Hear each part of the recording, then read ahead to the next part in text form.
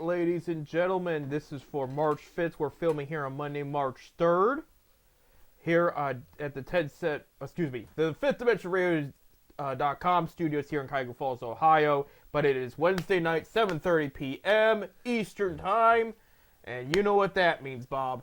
10-cent beer night. 10-cent beer night, the official sports show of FifthDimensionRadio.com every Wednesday, 7:30 to 8:30 p.m. Eastern Time. And our first show in March. By the time you're listening to this here in Ohio, it's going to be rainy and gross. Today, as we're filming, a little cool but nice out. Sunny. Yeah. Nice and sunny. Spring is hinting that it's nearby, but we know for a fact it's almost here for multiple reasons. One, the obvious, we're in March.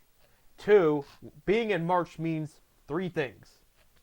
One, March Madness is around the corner. We're in the last week of the regular season of college basketball this week. And me and Bob will definitely be talking about our week with the Zips this past week. And what we have to look forward to. On top of that, this is the last full month of the NBA regular season. And this is one Cleveland fans should be definitely hyped about. And third, knowing at the end of the month, the Major League Baseball season, the new Major League Baseball season, will begin. And I know we've been looking very forward to that. March 27th is the official first game in Tokyo, Japan between the Chicago Cubs and the Los Angeles Dodgers. So, I mean, we're basically here. Spring training's well underway. A lot of good, some bad. I know I brought up the Chicago Cubs. They're the only undefeated team in the Major League Baseball in spring training right now. Yeah, don't mean nothing. Yeah. Oh, because we'll talk more during our baseball preview in a few weeks, Bob. But the Cubs, on paper, we could be talking about a rebuilding year. So I mean, we'll get deeper discussion in that in a couple weeks here. And I know at some point in about a week or two, we're going to be talking football free agency because that's just around the corner and things are about to blow up. Big trade. I'm going to briefly bring this up, but we already had our first big trade of the offseason. Deebo Samuels of the San Francisco 49ers gets traded to the Washington Commanders, and that was big. I mean, that's strength in that. Yeah, that team there. Commanders only gave up a fifth round pick, and some people are like, why so low? They took the whole contract in. That's how that works. You're not going to get a top pick. Now, if the Niners would have ate a certain amount of that contract, then they could have got a higher pick. But they agreed to take on that whole contract. They got a fifth round pick, which is, again, you can get some quality in the fifth round as long as you pick right. But Deebo Samuels, that's going to be a great weapon for Jaden Daniels down there. And on top of that, a little bit of news concerning the Cleveland Browns. Matthew Stafford had agreed to a reconstruction contract with the Rams. He is going to stay in Los Angeles. And as a result, that's going to be a name off the Browns list, which disappoints me because that was my favorite out of all the names. And that was one guy I knew that would come in and win right away. But, I respect the decision made. He wants to stay in L.A. where he won his Super Bowl. And to make Browns fans feel a little bit better, Pittsburgh called them. They wanted to make an offer, and Stafford said, hang up the phone. He did not want to go to Pittsburgh. Who would want to go to Pittsburgh? It had more to do with him not wanting to put on a Pittsburgh uniform than him staying in a Rams uniform. Apparently, that's what the word is. So, if it makes you feel better, the Browns hadn't made a call yet, but their rivals did, and he said no. So, there you have it. There, but we got to talk about. We're going to lead things off with this Red Hot Cavs team who, once again, and I've lost count. I've lost count of how many perfect weeks they have. But they did have another perfect week last week. And I mean it was a crazy wild week, and then we're gonna recap it right now. Last Tuesday, for the second time in this season, they went to go play the Orlando Magic in Orlando. I should say the second time this season they played Orlando. They played them in Cleveland the first time. Right. They may have played them in Orlando the first time too. I don't remember. But this was TNT picked it up. The pregame for the game was horrible because all they could talk about, because TNT does 2 games a night, was the Lakers and Mavericks. And the Lakers and Mavericks. We don't get no respect. I'm telling you. No. We don't get no respect. And Candace Parker and Shaq did the best they could to keep on subject about the Cavaliers, and specifically the Cavs. Candace Parker said, this is going to be a good game. Cavaliers are very good this year. And Shaq was like, I'm sold on the Cavaliers. But they want to talk about what is Luka thinking right now. What is now? I will tell you that game ended up being a good game. Luka played overall very well. But, I mean, in their defense, it was the only good game of the night because Cavs went and beat the Magic by 40 without Darius Garland. I mean, whooped them. I'm telling you, the national media don't give a crap about Cleveland. No, but you can see that sticking to this game real quick, the Magic have dipped in production from a year ago, okay? They didn't do and not that the Magic had to do a ton of moves in last offseason, but they did lose a couple guys. They did gain one, but they should have added a little bit more to it as best as they could while keeping their core. And they did keep their core players. A lot of the guys were already got an extension or already got under contract, but they didn't really replace what they lost. On top of it, I know there's been some injuries too, but they got almost everybody back. Everybody that really, really impacts the roster, I should say. Jalen Suggs is still out, but other than that, like, you can see the difference between the Cavs' improvement and the Magic's decline. And it showed big time in that game. And you got to remember, too, Magic still has the same coach who did a great job last year. Cleveland changed their coach up, and they had no answer. They were looking at each other trying to figure out what the next move they should do to help prevent a run, and there was nothing they could do. And, again, Cavs won exactly by 122-82. And just absolutely whooped them. Fast forward to Friday night. They're at Boston. This is their final meeting with Boston for the season. No, they'll meet again. Oh, for the regular season. Regular season. No, they're done with them for the regular season. And so they're at Boston. They start the game off down 25-3, which was a horrible start. And everybody that's paid attention knows they ended up winning this game 123-116. And it's big because not only does it shut up people like, wait till you play Boston again. Well, they're 2-2 versus Boston. Each team won home and away. So, I mean, you're talking about, if you want to talk about a hyped playoff series, because the only way these two teams will be in the playoffs is the Eastern Conference Finals, right, if everything stands pat. All right? Boston earlier that week had lost to Detroit. So they're even now down deeper in the standings behind Cleveland than they were at the beginning of last week. So, I mean, and kudos to J.B. Bickerstaff and his Pistons for their first 7-game win streak since, oh my gosh, I mean, it's been over 10 years. They were showing the starting lineup of the last Pistons team that won 7 in a row, and they were trying to get people to guess the date. I mean, it was over because Andre Drummond was still their starting center. They had not gotten Blake Griffin yet because when they got Blake Griffin, they went to the playoffs once, and then the Cavs eliminated them in that run. I think it was 2018 was that time. They swept them. But they beat Boston. Boston, I guess, was talking a lot of trash when they were up 25-3 and the Cavs called timeout, and the players were waiting, get out of here, get out of our court. Well, they did with a win.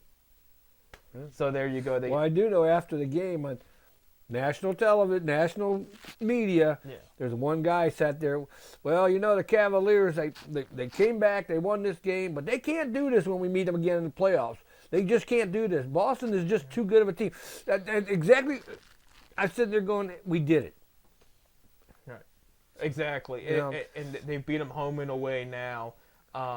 There's still some people in the one guy that surprised, and he switched after the Cavs beat down his precious New York Knicks, was Stephen A. Smith. He's now, you can't say anything bad about the Cavs. They're the real deal now.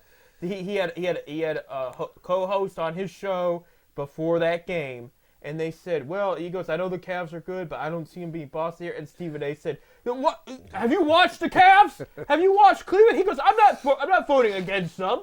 Like, he is now sold. The Cavs are the real deal. He's afraid of, he is terrified of them after they whooped his New York Knicks.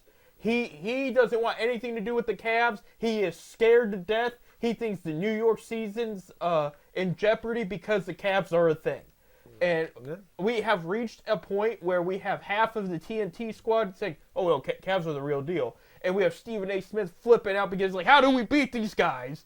And then we still have some naysayers like, well, I can't be completely sold. Well, go ahead. I mean, you're adding fuel to the fire. You don't know this, but the players talk about this, that they hear everything you say, and they apply it on the court. So I think keep it going. Have the doubt. Yeah. The last game of the week was Sunday against the Trailblazers, and they sat Donovan Mitchell for rest reasons. And I got to give the Blazers credit because you heard me talk last week. I said that's the one they for sure I think will win. That was the toughest one out of them all because they won in overtime, their first overtime game of the season, 133 to 129. And let me tell you this: I think some people were on the fence because it's like, well, it was the Blazers.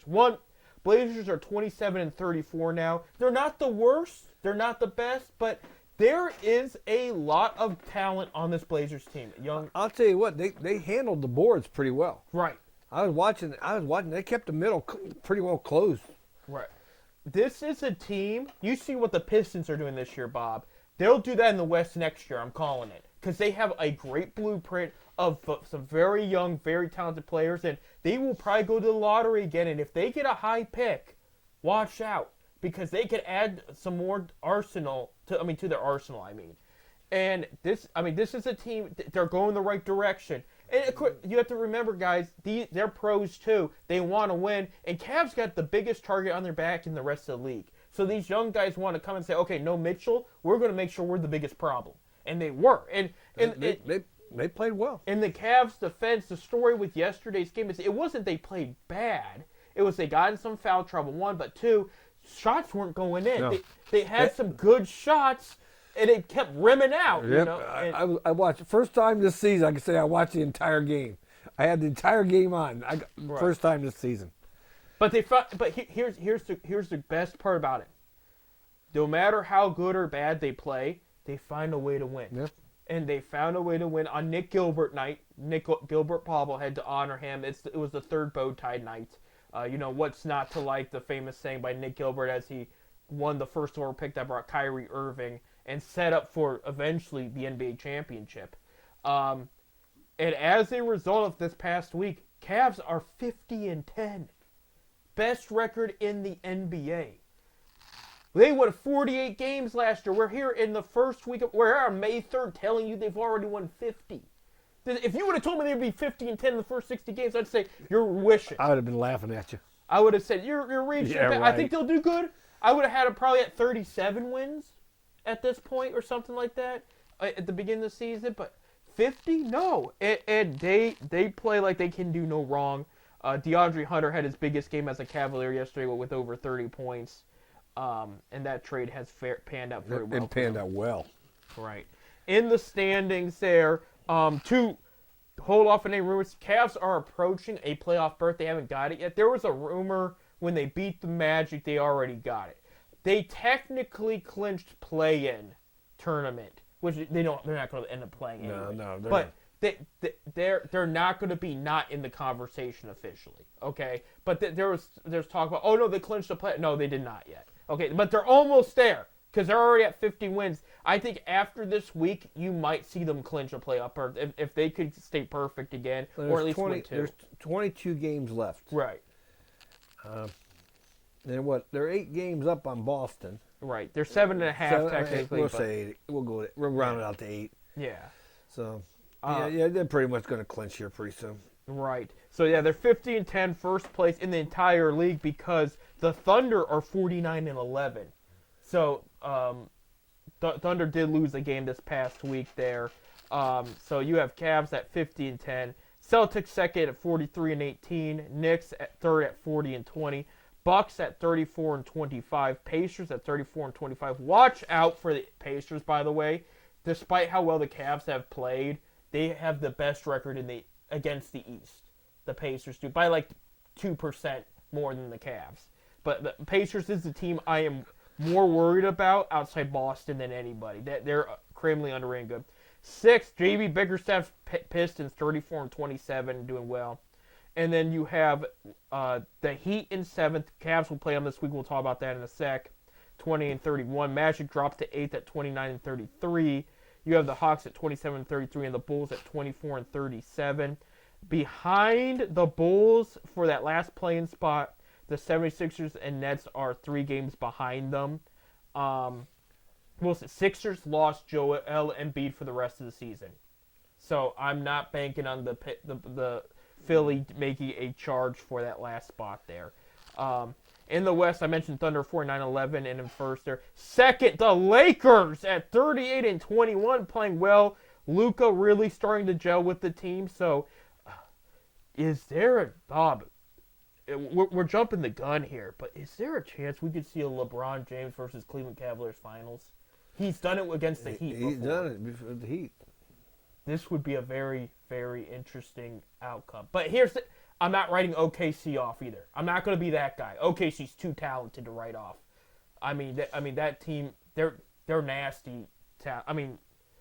I can't. You can't write that team off. They're how good they are. The third are the Nuggets at 39-22. Grizzlies are 38-22 at fourth, so they drop from second to fourth. Rockets at 37-23. Clippers hanging on there at 32-28 at the sixth seed. Warriors had a good week this past week, 32-28 at seventh. Timberwolves 33-29 at 8th, Kings 31-28 at 9th, and Mavericks 32-29 at 10th. Mavericks trying to hang on the best they can after that Luka trade. And then so many key injuries there. At 11th are the Suns at 28-33, and they've already they're saying the Suns are about done because they already have admitted that everybody on the team knows Kevin Durant will get traded this offseason. They're already thinking this offseason. I mean, just right off. So anything under the Mavericks, right off. I mean, how old is Durant? Durant is probably in his early 30s now, mid 30s. I mean, he was 18 when he first started playing. Yeah. So, there you have it. We'll talk about the Cavs schedule this week in our next segment because we're about almost out of time here. But yeah, I think if the Cavs got 4 games this week. I think if they can win at least 2, I think you can see them. Because that's the rule of thumb. We've seen it the past couple of years when a team at least wins about 52 plus early, a little earlier in the season. And it's not early. I know it's March. But they pretty much have them clinch at that point. Because they're like, okay, is anybody from the 7th seed lower going to really win 52 plus games at this point? And usually it's no. So I think you will see this week at some point the Cavs clinch, but of course they got to stay focused. They got to make sure they win these games. They got a couple. We'll talk about in the next bit, but they got a couple opponents. I think we could say they're going to win that game, and then they got a couple. It's like okay, they're going to have to fight a little bit, but they're sitting pretty. This is a very special group, and I think the best part is they have an answer for everything. No matter what you throw at them, no matter who's sitting or who's they're playing good. And it's nice to see Okoro and Dean Wade back. They're playing defense. Yeah. Yeah, and I know Wade was huge on defense at the end of that Celtics game. So, absolutely. We got to take a break. When we come back, we'll talk a little more Cavs. And on top of that, we'll talk about Ohio State and Akron's last week of the regular season. Akron, the wagon wheel stays in Akron. That and more. Stay tuned.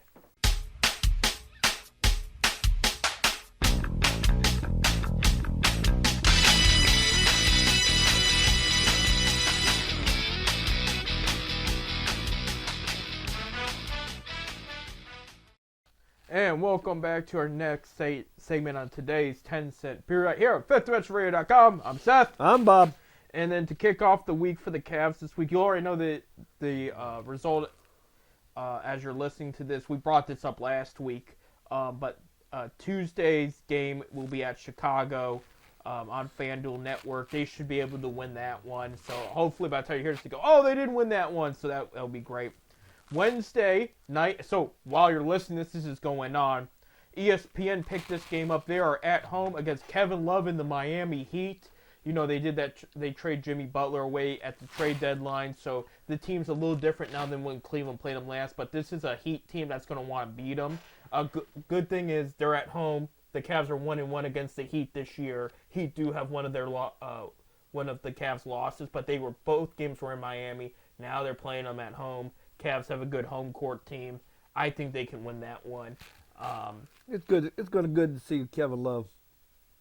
Yeah, absolutely. Fans will love that. Tyler Hero is a guy to watch out for in the Heat uniform there. So that that game, they're going to bring it. I think the Heat will bring it because Eric Spoelstra is such a great coach, and he always has his team prepared. But I got Cavs winning that one, too. Friday, they're at Charlotte to play the Hornets. That will be on FanDuel Network, FanDuel Ohio there. Cavs should be able to win that one. I think they're 2-0 or 3-0 against the Hornets. I think they're 2-0. I saw them beat the Hornets in person once, but I'll have to look here. But they should be able to win. Hornets are so beat up roster-wise, which is sad because they're really turning the corner. They have a good, on paper, they have a good team. But they're just not. They're 3-0 versus the Hornets. So this will be their last game against the Hornets. The injuries and everything they're going through, they just cannot get it together. That one should be one they should win. Because, again, that Hornets team is so beat. But the Hornets, they have a great coach, a rookie coach. But, guys, even people in the Cavs organization praise and know personally and say this guy will have this team prepared and he will have them hustle, work hard. It's similar to what you saw against the Trailblazers. That team is going to want to win that game. They're going to come at you. But I do think the Cavs are going to come out and win that one there. This Sunday night's game. This one's going to be a little tough, but they're 2-0 against this team. They're at Milwaukee against the Bucks. ESPN has picked up. It's an 8 o'clock game. And this is a team they could potentially face should they advance to the second round of the playoffs. I'm not. They're favored to do that, but I'm not jumping the gun at the same time. And this is a Milwaukee team. They're mad right now because a lot of people had Milwaukee winning the division, and they're probably not going to do that because this Cavs team is coming in and favors to win the division. And again, all these games between Milwaukee have been close this year, but they have won them. So this is a game. I think they will win. I think they could, but they could have another clean, perfect week this week. But if there's one game this week they could lose, I would pick this one. Because, again, you're in Milwaukee. Milwaukee did a couple good trades at the trade deadline, strengthened their roster up a bit. But at the same time, I still think there's some holes in this Milwaukee team before they can make a serious run again for the finals like they did a few years ago. I got Cavs favored, but again, if there's one game this week I can't stress that they may lose and end the winning streak, their third 10-game winning streak, mind you, this would be it. But all games are winnable this week. I would say if you go 3-1, that's ideal. If you go another perfect week, that'd be awesome. I won't write it off because, how well they've been playing and everything. I will tell you if they win at least 2 this week, they'll clinch a playoff spot. That's my prediction there. So, but I do think every game's winnable there. Fast forward real quick to our next 10-cent beer night because, again, this game will happen before the next 10-cent beer night. Tuesday at home against the Nets. FanDuel and WAB's first game they're going to broadcast this season. Are? Oh, yeah. They broadcast a couple a year now. They're going to have that. It's the Nets at home against the Cavs, and yours truly will be there. I got tickets to that one, and that's when I think they should win also. So there you go. But again, you got to remember the Cavs have a target on their back, and as a result, teams are going to come right at them, and they are going to play their toughest they can because they want to beat this Cavs team, but Cavs are going to be prepared as they always are, and that's what makes this team so special. They have an answer for everything. No matter who fouled out like Mobley did yesterday, no matter who's sitting or injured because of rest, I should say sitting because of rest or injured, they always have an answer for everything, and that is great, Moving on to college hoops, last week for Ohio State, we're going to start with them. They beat USC in California, 87-82. So that was a good win for them there. They are now 16-13 overall, and in the Big Ten, 8-10. Their last remaining games, you'll know this by the time you listen to this, but Tuesday they play Nebraska. That'll be on Peacock at 9 p.m. That's going to be a tough one. They lost to Nebraska 71-79 on February 9th. So they've already lost. See, they are in Columbus for that one. So hopefully they can move up in the standings and get a better seed into the Big Ten tournament. And then Saturday, March 8th, 3:45 p.m. They're at Indiana. CBS has picked up the game, so that's going to be nationally televised there. Indiana is a spot ahead of Ohio State, and Nebraska is a spot below Ohio State. So if they can win those games, they could probably bump up to 1, 2, 3, 4, 5, 6, 7, 8, 9, 10, about the 10th seed there. I don't think they're going to catch up to Oregon there. Like I said, one thing about the Big Ten is all the teams make it in the Right. tournament. So Right, absolutely. Ohio State. It has not been a bad year for the first full year with the new coach. It has not. The issue is the Big Ten got better, and Ohio State had some kinks they needed to work out. They had some good recruits. They're getting some more good recruits and hopefully transfers. I should say they had some more good transfers coming in this past year than recruits, but they're getting some more good recruits coming in.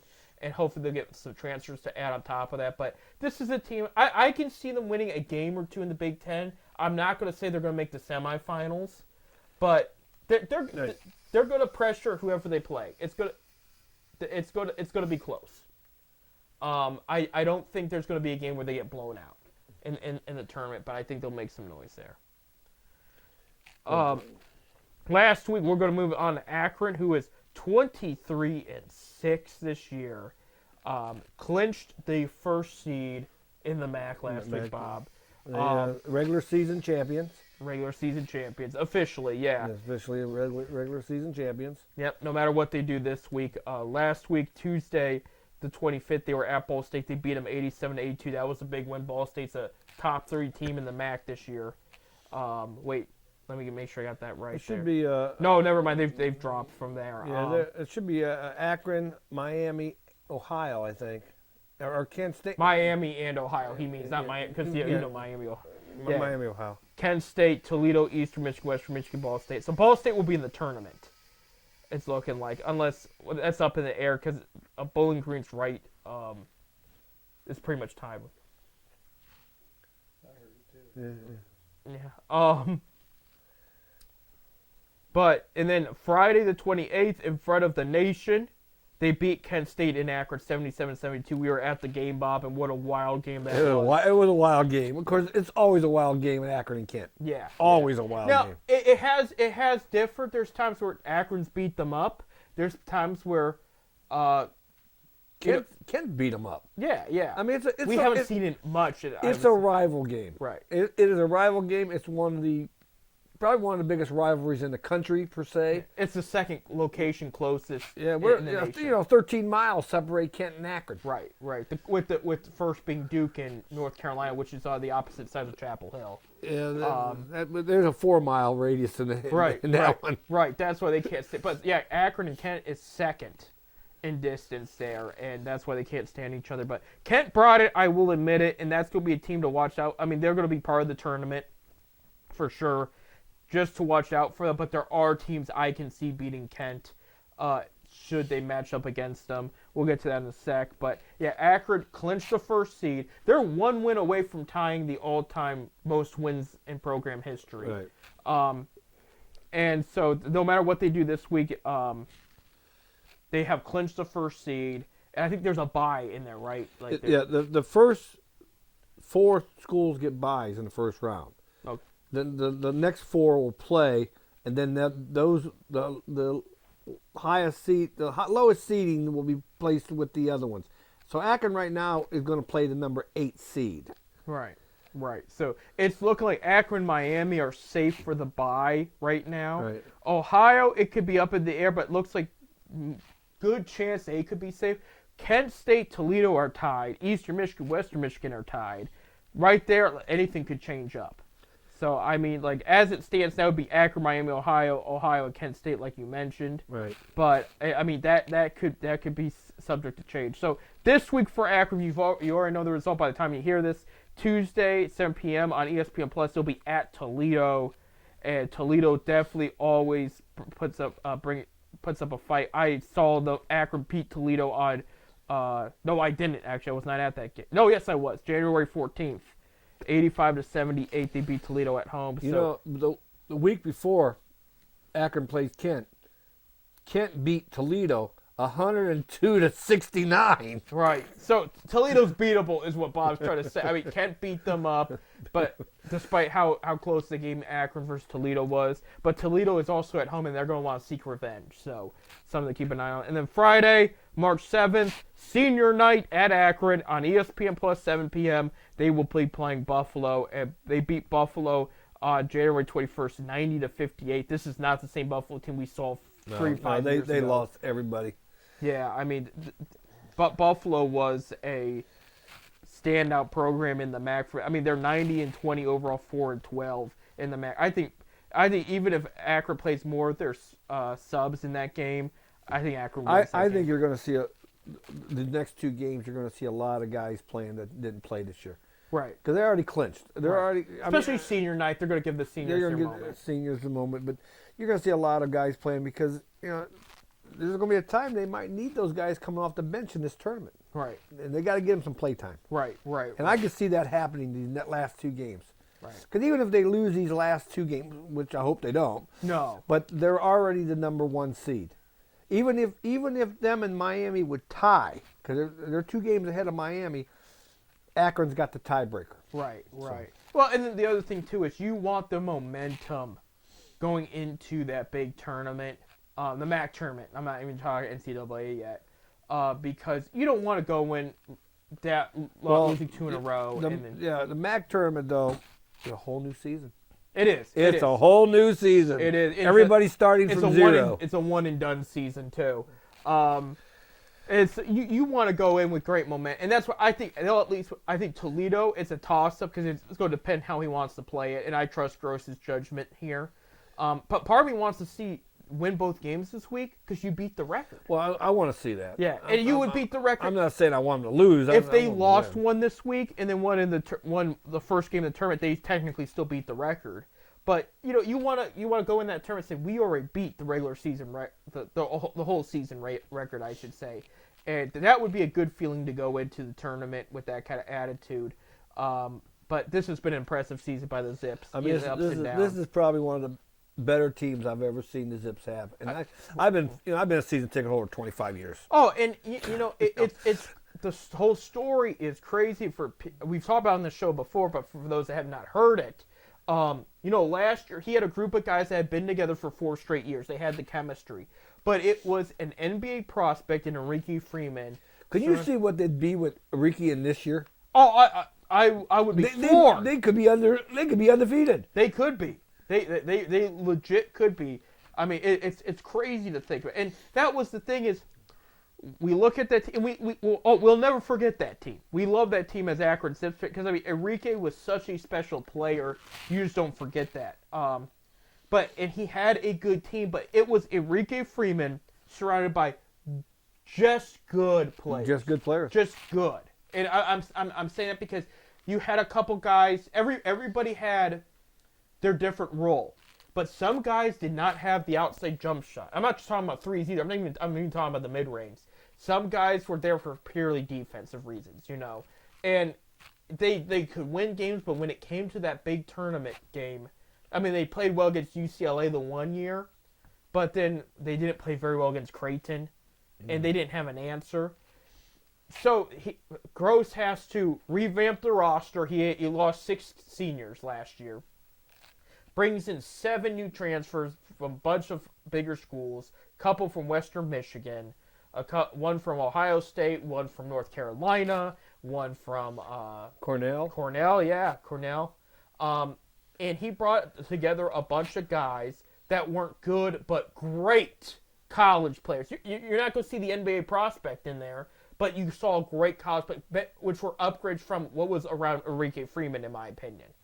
And not only did he get great guys, he got guys that could gel well together and fit the system. He specifically, I've heard an interview with it, they were looking for guys that fit the system, that could win right away, and just could gel with each other. And it worked. This is a whole new team, and they play with each other like they played with each other the past 4 years. Yeah. And again, we're talking 7 new guys. I mean, the top 2 from the bench, too. And they just gel so good, and they're hyped. And you can feel, I mean, Akron basketball has turned into a special environment community credit to Keith Dambrot for starting that. He started it. I mean, because we talk about Drew Joyce, we talk about the who's now coaching at Duquesne having a solid first year, not a winning record, but not a horrible record either. I mean, I would say better first year than Dambrot had over at Duquesne. But you had Romeo Travis and all them, and then you had at the Kent State game last night. I mean, not last night, but Friday night. Ali was there. He makes it an appearance because remember he transferred out of there, came back. And now here he is making appearances around. You saw Enrique Freeman made an appearance at the Ball State game because it was in Indiana. Him and his girlfriend were sitting in the stands watching the game, and I just thought that was right. These guys, they know what Akron's about. Right. Akron basketball is about. Right. And John Gross has been an absolute blessing since Dambrot left, and because we were on the fence when Dambrot. We didn't know what to expect. We didn't know because they needed to rebuild anyway because they lost a lot of seniors on Dambrot's last year. But it was like Gross comes in, and we liked it on paper because we saw what he did at Ohio U. And he even made a couple good runs in the Big Ten tournaments at Illinois. Yeah, when he was there. Yeah, he just fell short. Sure. But and this was the guy that was going to be something fresh, something new. And something I was talking to your brother about after the game, and said, what made Gross special is not only did he continue the environment, he recruits different. He was building and making things better. You never saw recruits like this come to the MAC normally. No. And we think Gross's experience with the Big Ten as well as the MAC already had an impact on him building a better program at Akron. And this has been an awesome ride. Well, since Gross has been here, you notice the other teams in the Mid-American Conference are starting to follow his suit. They're recruiting better. I think the MAC is in general because MAC's getting better. You got to remember those players are thinking, you know what? I'm good enough to play Division I. I might not get playing time at Duke or Florida or Ohio State, but if I go to the MAC, they're going to start me. Yeah. So let me go somewhere where I can play. So the MAC's starting to show, and that's the reason why the NCAA's got to start thinking maybe we need to put two teams in the MAC into the NCAA tournament instead of just the one. Right. And I'll tell you, it's showing up in football too. Football is getting baseball. How many times has Akron beat a good team already? They beat Purdue this weekend. Yeah, this is the Akron baseball who's turning the corner. I mean, MAC. They're 7-4 now. Yeah, right. The regular season. I mean, they're 7-4. They started the season 7-4. That's not bad. No. Not bad at all. Hey, we got to take a break. When we come back, speaking of baseball, we'll talk about what the Guards have done this past week. We'll talk about what to look forward to in a couple weeks because baseball is almost back. We're in spring training. The regular season's around the corner. We can smell the spring air. It's right there. We just got to wait a little longer. We'll be back.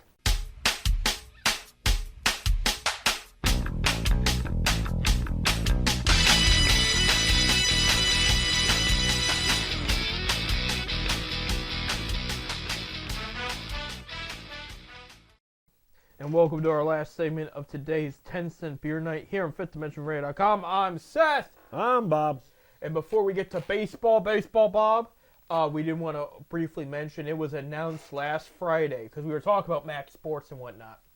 We knew Northern Illinois in football was going to the West Mountain Conference. They've announced the rest of the sports are headed to the Horizon League. Horizon League. Joining Cleveland State, Youngstown State, and all them out there. Which...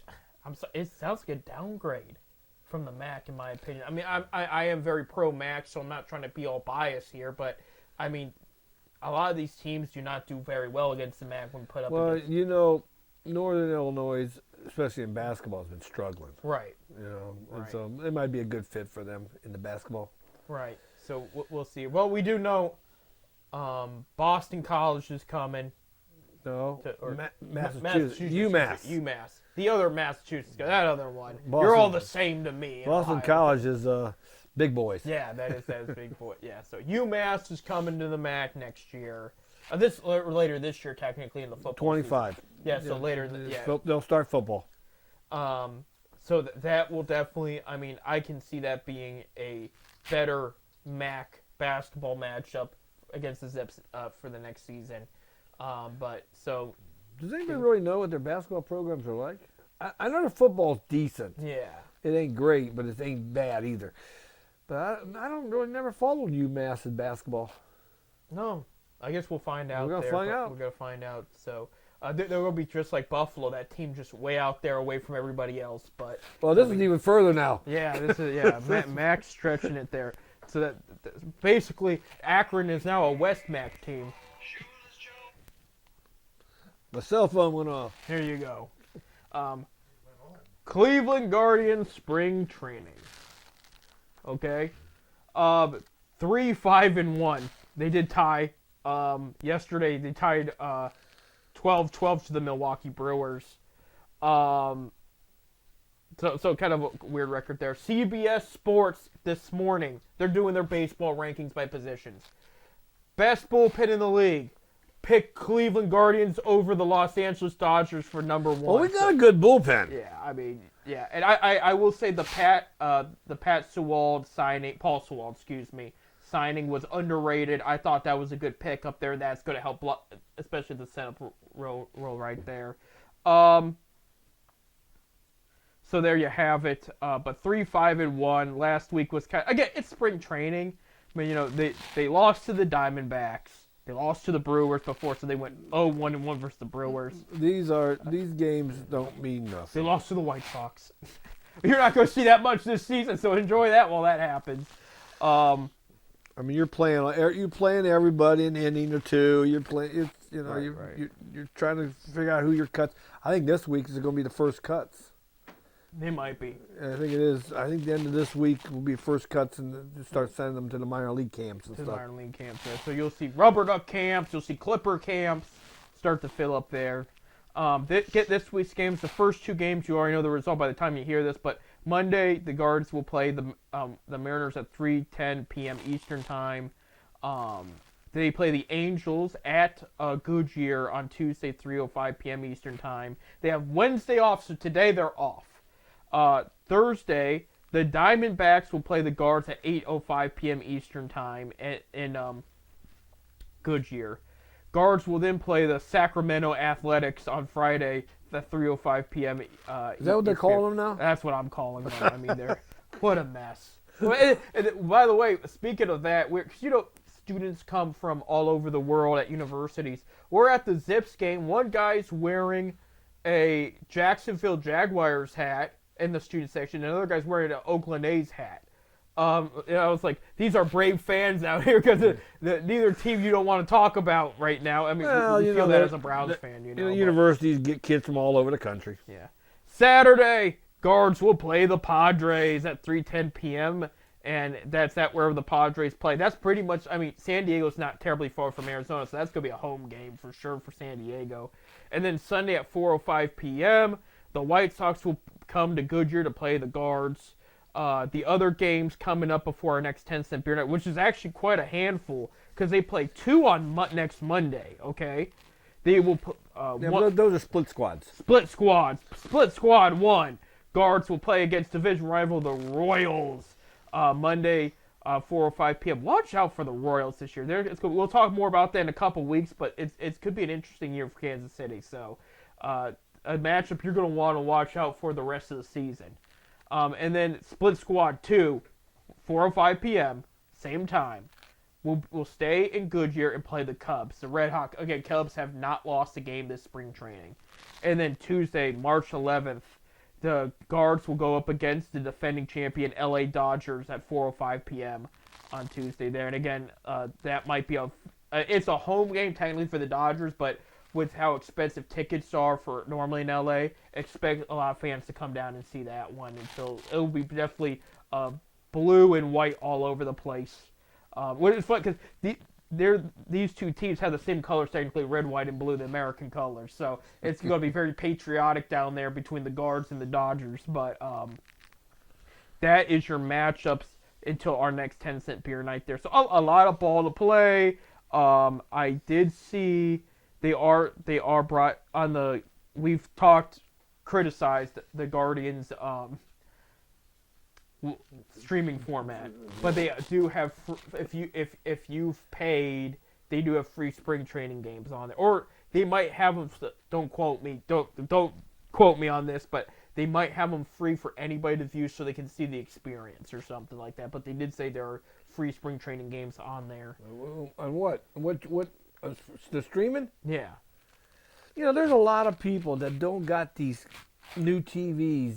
These I hate to say this, my mom's one of them. Right. You know, and she's not really a computer type person. I mean, no, she's an elder. She's an elder, and she was asking that. I said, Mom, we don't have a. She asked me the other day. I said, how do we get the stream? And I guess I could pay for the season. And I said, Mom, we don't have a TV that we can that's Wi-Fi connection. You gotta have a Wi-Fi to get a computer, a smart TV or what they call them. Because I don't have it either. Because I do got a computer, a laptop that I do watch games and stuff on, that I can stream stuff on. Right.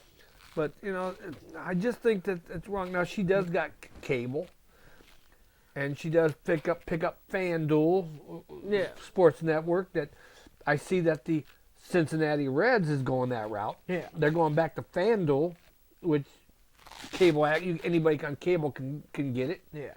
It's 660 on the Direct TV thing, and but you're making these people pay for a streaming service that they don't have even got a way to stream it. Right. My mom's a big fan of the Guardians or the Indians at the time too, and she'll literally sit there and watch all the games. She sat there last night, was watching the Cavs game on FanDuel. Of course, is next year the Cavs going to say, well, we'll just stream too? Cavs are probably smarter than that. I don't understand. And FanDuel's been very because FanDuel's been pretty good. I guarantee you, FanDuel has the ratings off the charts with the Cavaliers. I mean, Cavaliers have always had I'm sure they loyal fan base that where they were talking about. We're going years ago, Bob, but the first year LeBron James was in Miami. Okay, Cavs had better ratings than the Heat and were top 10 all year, despite how bad they were, because fans still. And when I say ratings, I'm talking about TV tune in, radio tune in, and attendance at games, because fans were still diehard for the Cavs, and especially how well the Cavs are 15-10 as we mentioned before. So people are definitely, and all the games have been sold out this year. They've said home games, so no problem selling tickets. If you can't get a ticket, people are definitely tuning in. FanDuel's probably in love with the Cavs right now. This is a bad setup for the Guardians, and I'm going to tell you why. One, okay, yeah, you're coming off a year where you were at the ALCS, okay? Yep. You didn't do anything in the offseason except trade players away. You acquired some. There's some decent additions to the team that were made. I mentioned Sewald. There was that trade with the Pirates for a new starting pitcher there. They did do some moves that I think will be positive impact to the team, but this is call me crazy even coming off an ALCS year, but there's still a little bit of rebuilding going on, tinkering. Not the whole team. That's why this isn't a rebuilding year, quote unquote. But you got young guys that are going to need experience. You're going to need them to struggle to learn, and that's going to be the first hump you have to get over in the 2025 season. Is getting those young guys used to playing every day at the pro level. But I bring it up because you brought up the Reds, Bob. Who joined the Reds this year? Terry Francona. So you're going to have Cleveland fans wanting to tune in to see what Tito's doing. And you just opened the door. Of course, FanDuel's a regional thing, though. Will we get the Reds on our FanDuel here? I think if the deal's not done. Right now, we got the Cavs. We got the Cavs on our FanDuel here in Northeastern Ohio, but we don't. Got the Blue Jackets too. And the Blue Jackets here in Northeastern Ohio, but you don't got the Cavs in Cincinnati. Right. I actually did not know that. Yeah. I think Columbus. These are regional FanDuel. Yeah.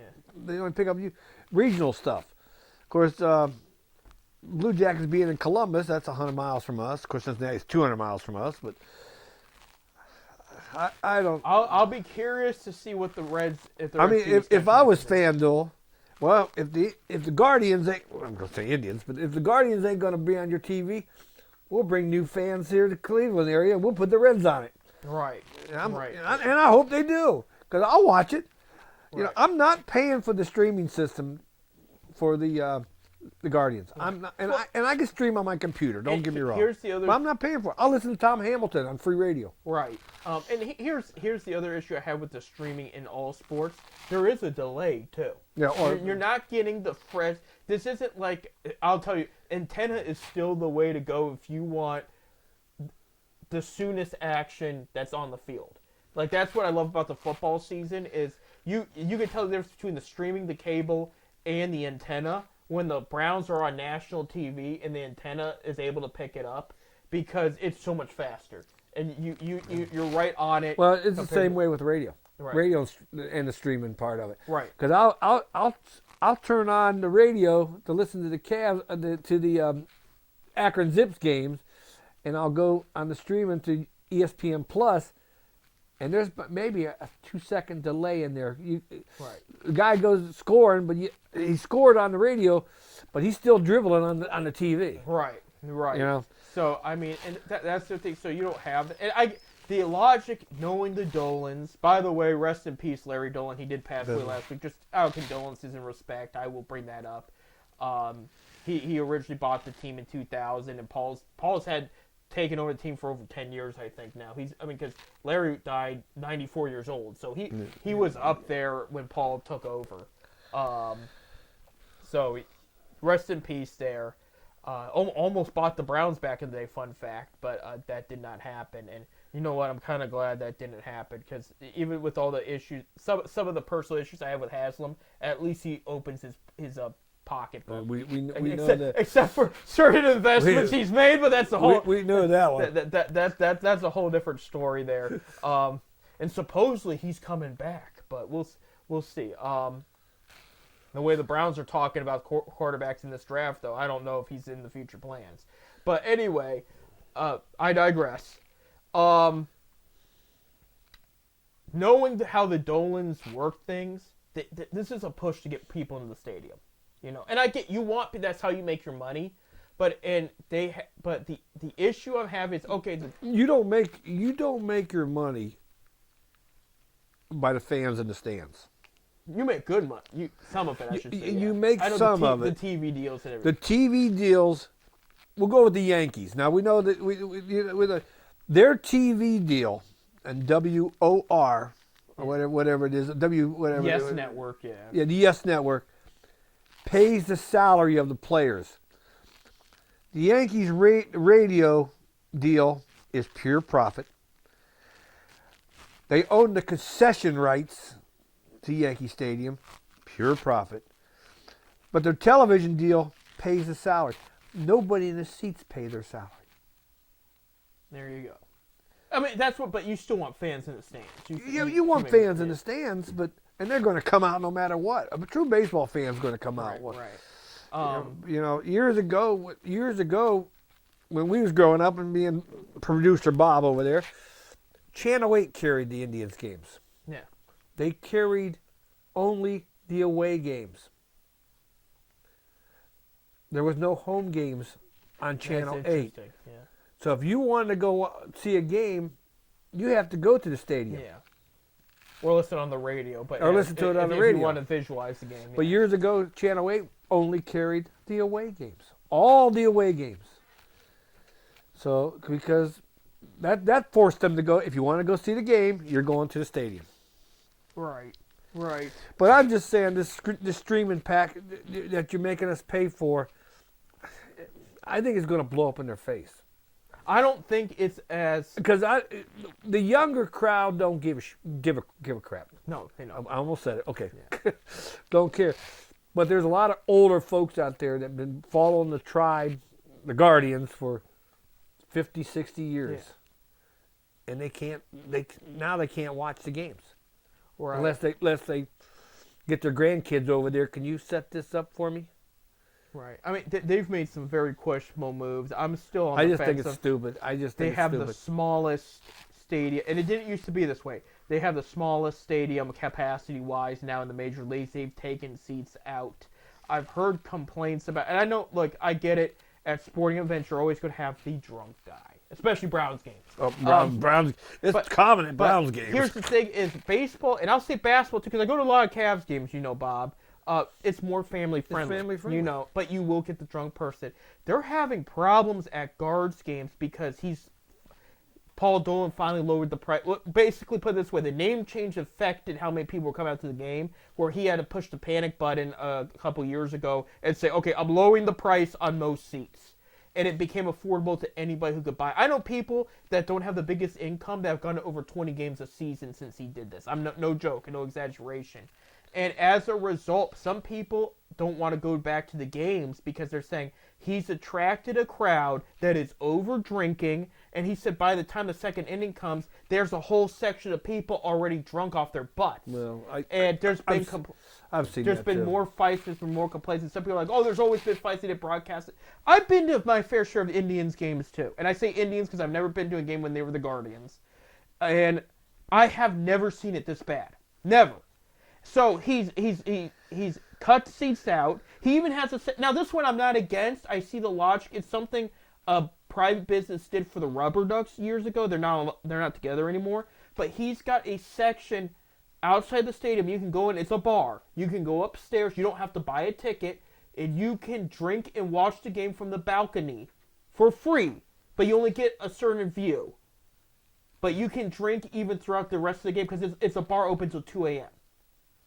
And he's got that going on now because he's trying to encourage people. They get money off of that too. You can show up to the game. You can drink as much as you want, and it's not even technically part of the stadium. It is part of the stadium, but it's not a ticket. Well, then MLB should get involved because our namesake, 10-cent beer night. But they can't get in the stadium. No, yeah, but if it is part of the stadium, no beer is to be sold in the stadium after the 7th inning. Our namesake started that rule. My info might be a little off then, but because they've been doing this and nobody's gotten in trouble, But he has to. But it's all about, and I have no problem with people drinking or whatnot. But there is we are called 10-cent beer night for a reason. That event. But here's the bottom line: is weird decisions are being made, and he's not going out of his way to make sure this team stays consistent and is consistently good. You know what I mean? Like, there's other moves he could have made. J.D. Martinez is sitting in free agency. He's talking to the Yankees. You had other free agents that were in their price range they could have brought in this year and made a direct impact on the team. I get it. They have a supposed plan, but it's like, how much longer is Jose Ramirez going to play the way he's playing? How much longer are you going to actually have Shane Bieber? You know what I mean? Like, time's running down these guys, and this is why it breaks my heart why Myles Garrett is talking about not being a Cleveland Brown anymore, because it's like, how much longer do I have to wait till you get that quarterback position filled properly and we can start winning games? Because I only got so much time left, and that same question is going to happen with these other players. I get Jose's committed. He's got a big heart for Cleveland. Jose loves Cleveland. But the guy deserves a ring, right? So when are you going to do it? I mean, of course, baseball is a game that you don't need a ring to get to the Hall of Fame. No. Yeah. But all the other sports you do. It just sounds to me this is a money grab. I think Dolan's on his way out. I think they got a plan to hand it off to, I forget the other part owner. But there's talks about him taking over soon, and I think this is his way of cash grabbing before he takes out. Yeah, the guy owns hockey teams. He owns Sixers too. Yeah. Part of Sixers. I think Red Wings or Rangers, and then the Sixers. Yeah, he owns. I know he owns a professional hockey. That's the other question. What if one of those teams hits them and says, "You want to be full time?" They're bigger names, bigger markets. We gotta take a break. We gotta take a break. We're going home. We've overdone it today. Hey, thank you, producer Bob. Thank you, Baseball Bob. Next week we'll talk about the Cavs. We'll talk about the MAC in the Big Ten tournament. We're already here. It's that time of the year already, and I'm excited. And then we'll talk about spring training and more baseball. You guys be safe, stay warm. It's going to be it's that weird period between winter leaving and spring coming. Daylight savings is this coming weekend. So remember, this coming weekend? Yes, this coming weekend, the 9th of March. Remember to set your clocks back. I'm Seth. I'm Bob. Go Cavaliers!